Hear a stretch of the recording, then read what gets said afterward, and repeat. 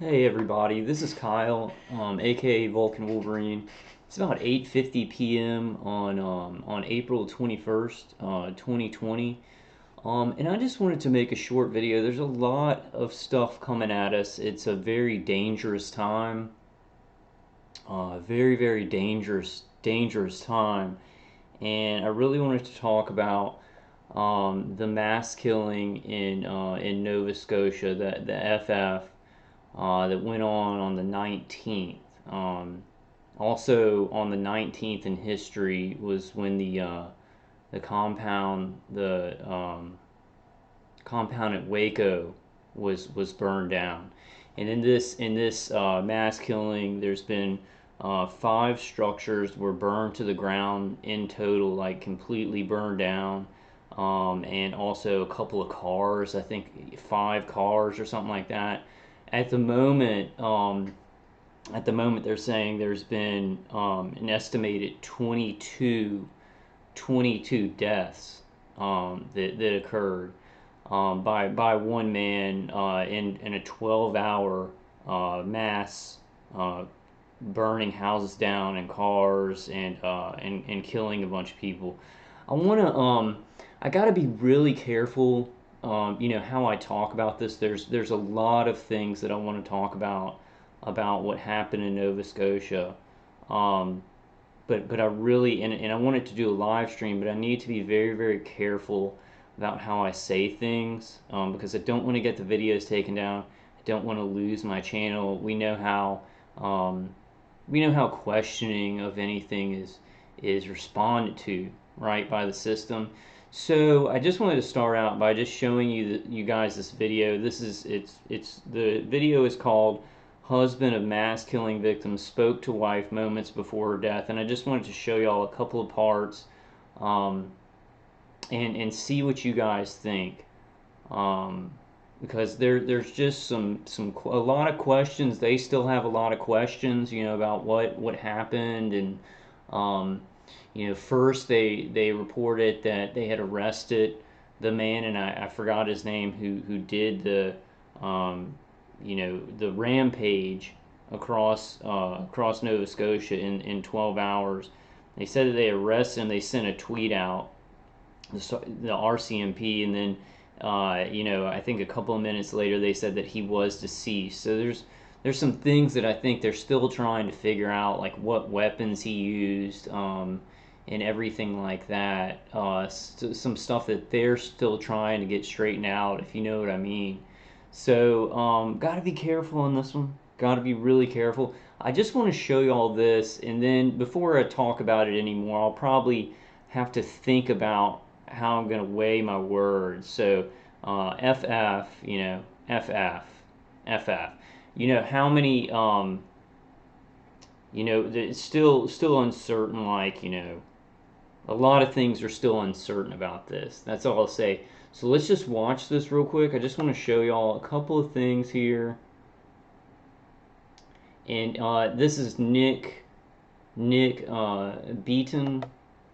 Let's see. Let's make sure I have his name right here. Nick Beaton. And so the title is "Husband of Mass Killing Victim Spoke to Wife Moments Before Her Death." And I just wanted to show you all a couple of clips of the interview with him on CTV. And loved all her clients dearly, like family members. But every morning before she went to work, she would cry. And every night she'd come home, she'd have to...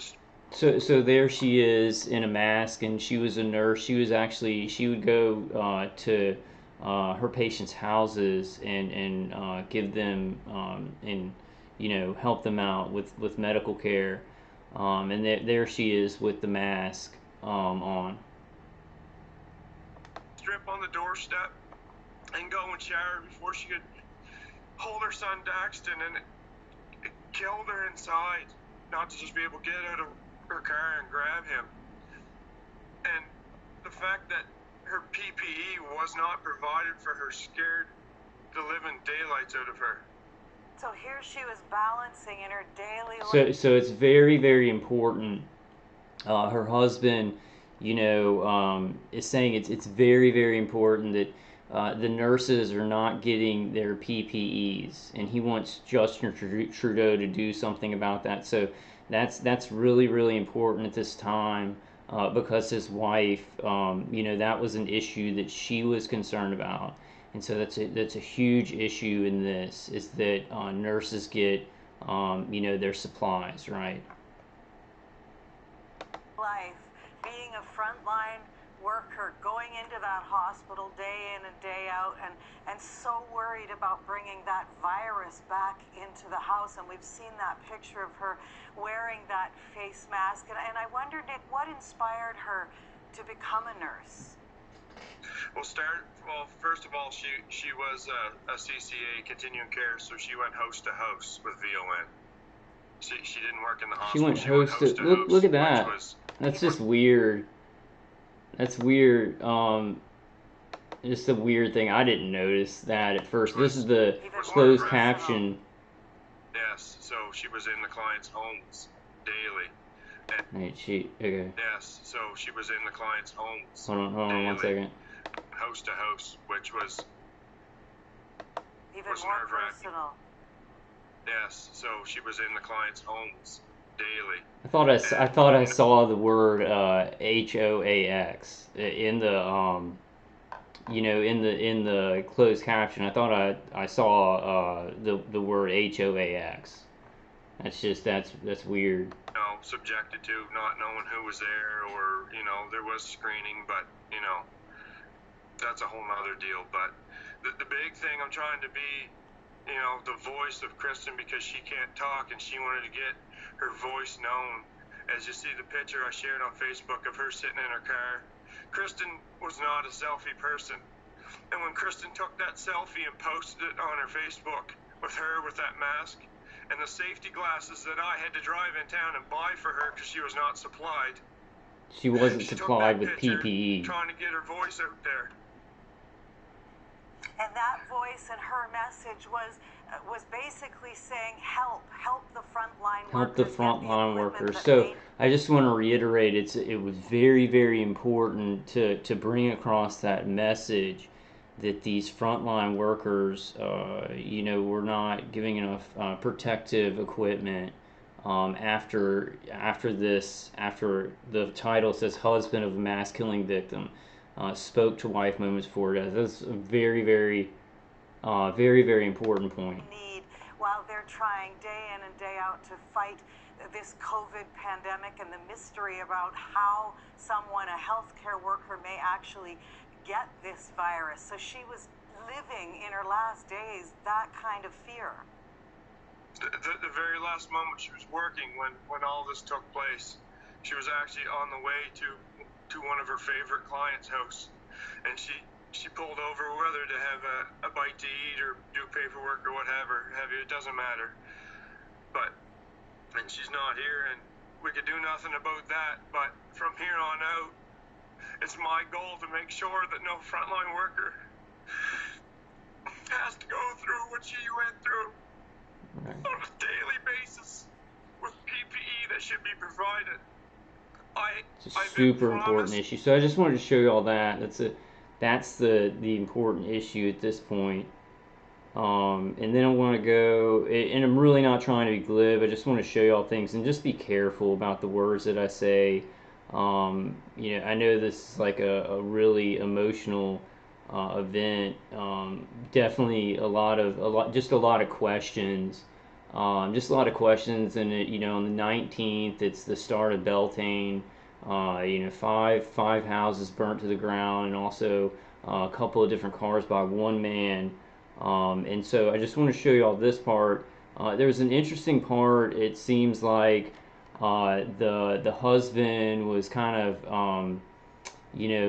speaking, and somebody had to remind him of what he told his wife before she left for work that day. And I just want to show you all that, because it was super interesting to me.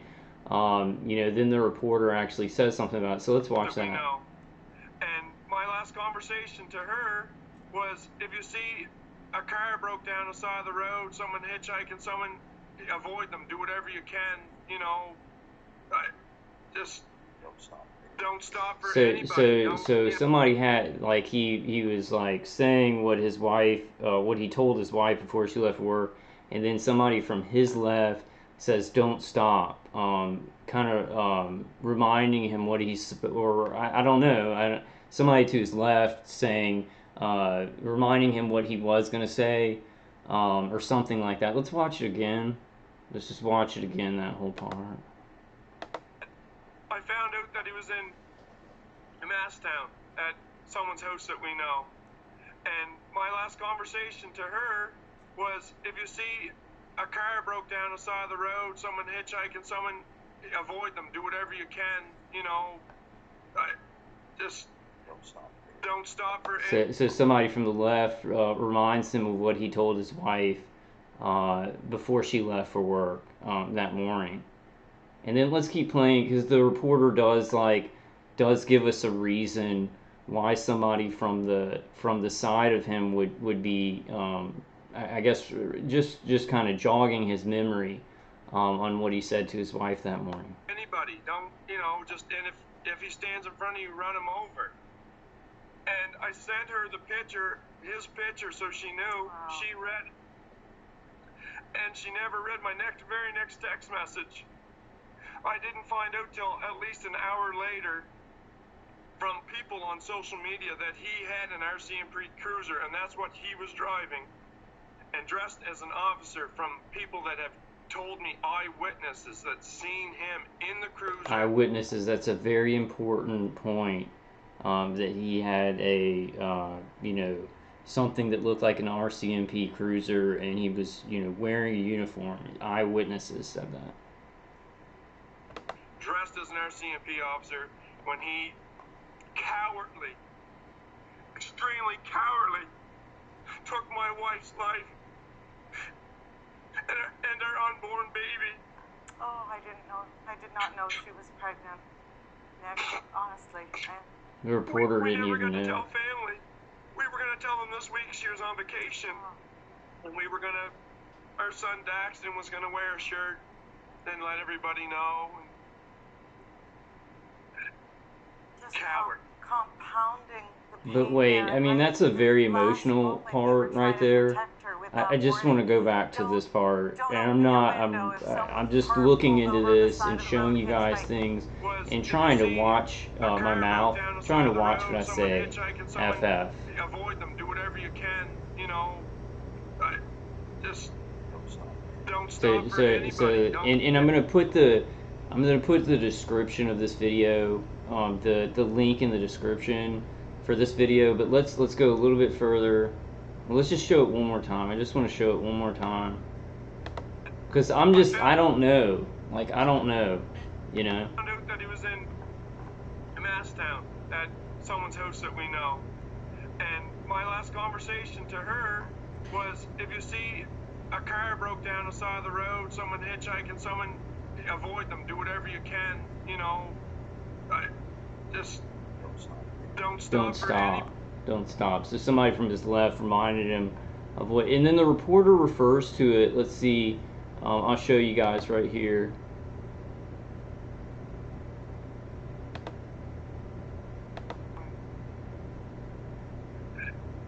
Just compounding the pain there, and right to the last moment you were trying to protect her with that warning.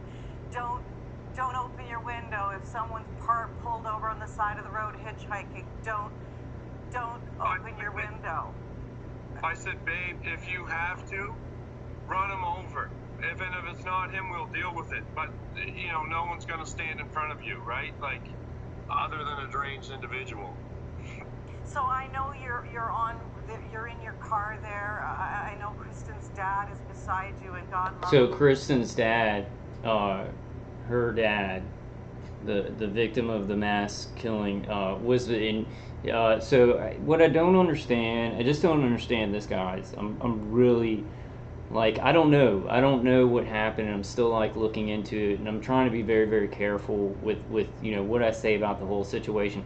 I don't understand why Kristen's dad would need to remind him about what he told told his wife before she left for work. I don't understand. It doesn't make sense to me, and it seems like that, that happened. You could hear the man to the left say, "Don't stop," and then the reporter really needed to tell people why that occurred, and it just seems really it just seems very questionable to me.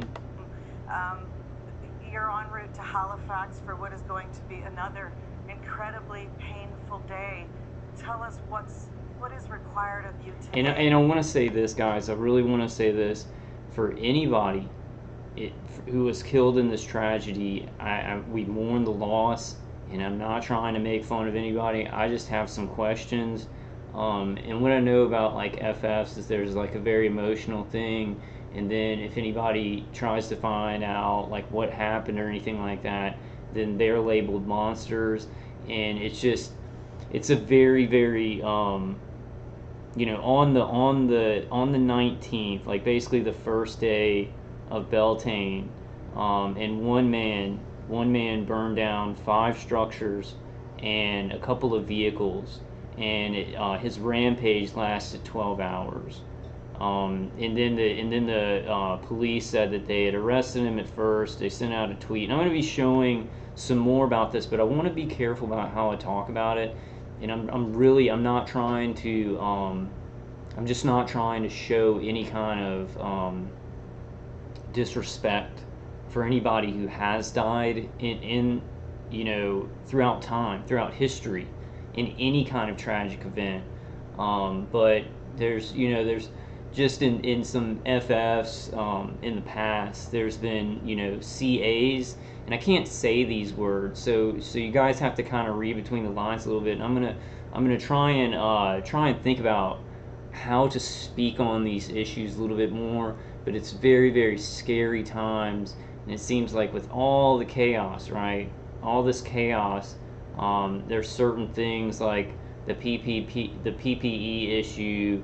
Canada's going to be putting in some new gun control laws, and they're actually a lot of agendas that they're gonna speak on after this FF. Trying to get things done. A lot of killing a lot of birds with one stone, right? And trying to get things done. And I just have a lot of questions about how everything went down. Maybe you guys do too. And so I'm just asking questions. I just don't understand why the father of his wife who died would need to remind him of what he said to her. And it's a little bit it's confusing. It's confusing how he said they didn't even know that this person going on the rampage was in their area, and yet he was. And then he said that at the beginning, right?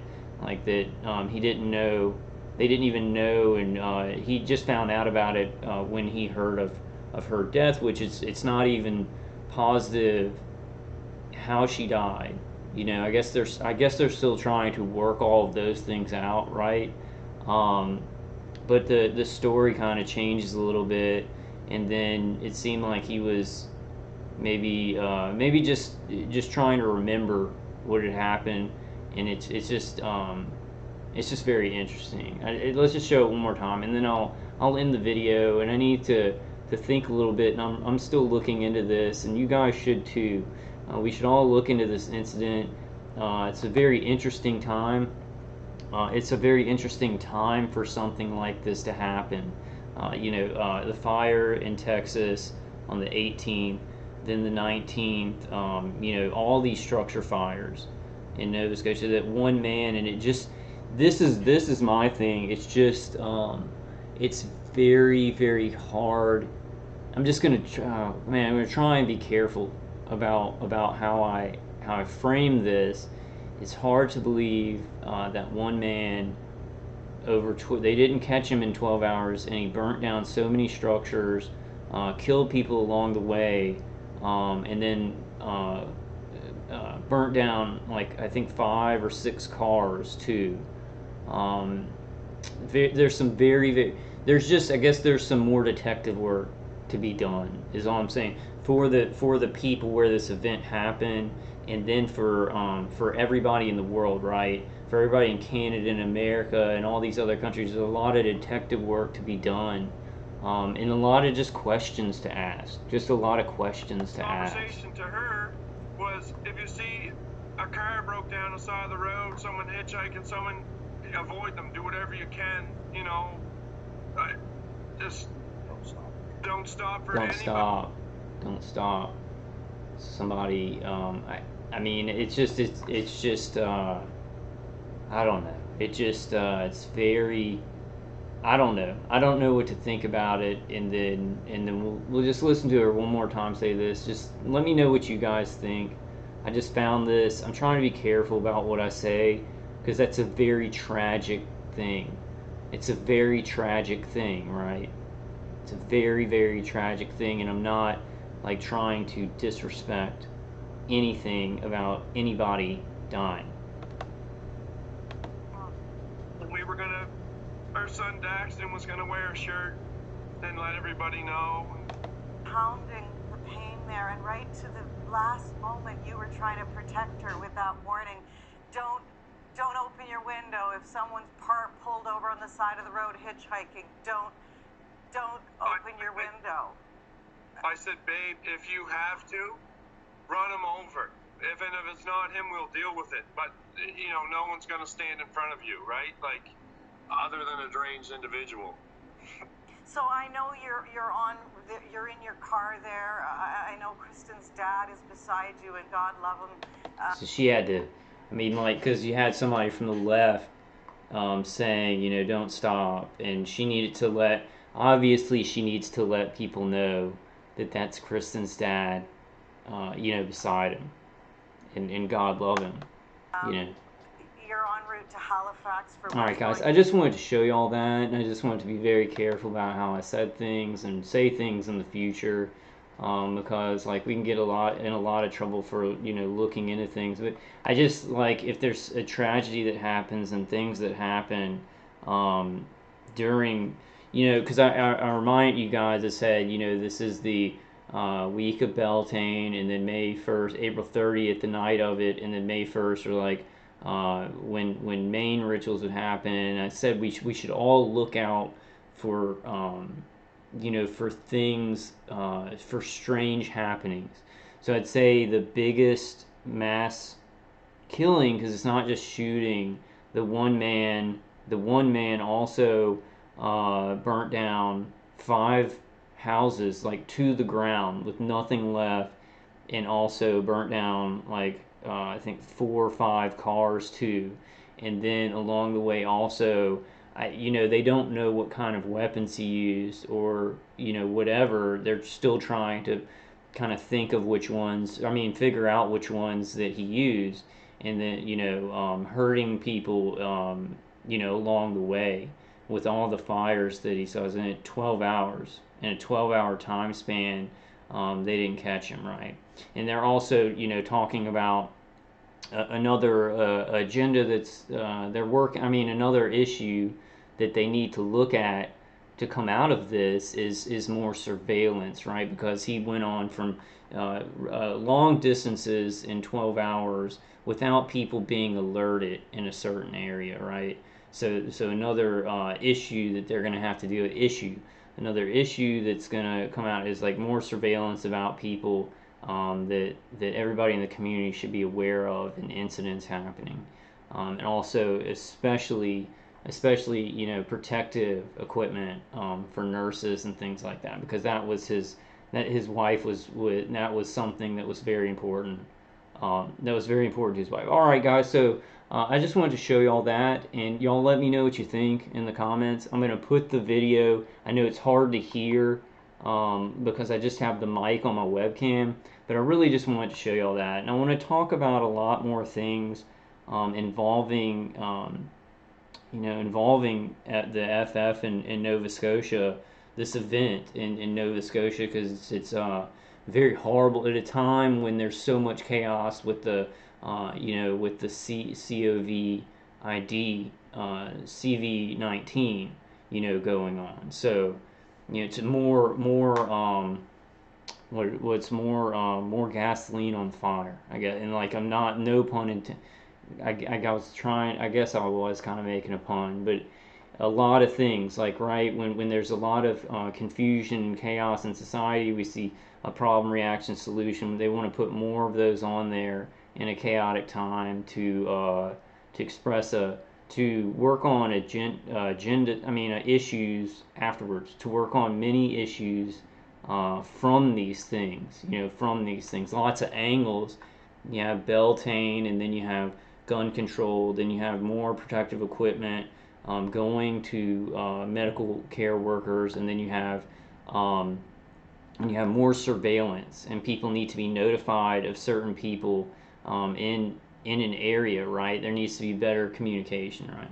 And it's hard, like, it's a targeted individual, right? I have remote neural monitoring, and I'm surveilled in my home, and like a lot of pretty much everybody that watches my channel, or a lot of people who watch my channel, the surveillance is like they can surveil a hair on your head with a satellite in the atmosphere. But this guy went 12 hours and burnt down 5 structures and like 5 cars, um, and a lot of people lost their lives.